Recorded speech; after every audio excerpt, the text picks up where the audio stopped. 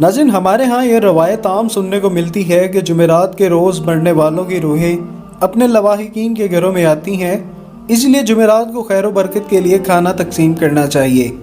لیکن اس کے بارے میں ہمارا دین اسلام کیا کہتا ہے؟ مولانا حضرات کے بقول تو موت کے بعد کفار اور گناہگار لوگوں کی روحیں سجین میں قید ہوتی ہیں اور انہیں کہیں آنے جانے کی اجازت نہیں ہوتی۔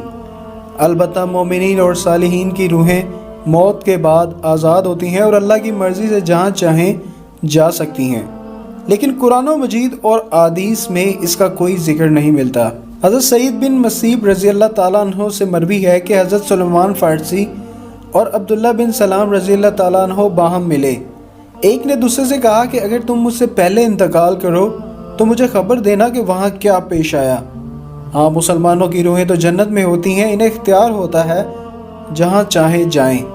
حضرت عبداللہ بن عمر رضی اللہ تعالیٰ عنہ کا فرمان ہے کہ دنیا مومن کا قید خانہ ہے اور کافر کی جنت۔ جب مسلمان مرتا ہے اس کی راہ کھول دی جاتی ہے کہ وہ جہاں چاہے جا سکتا ہے۔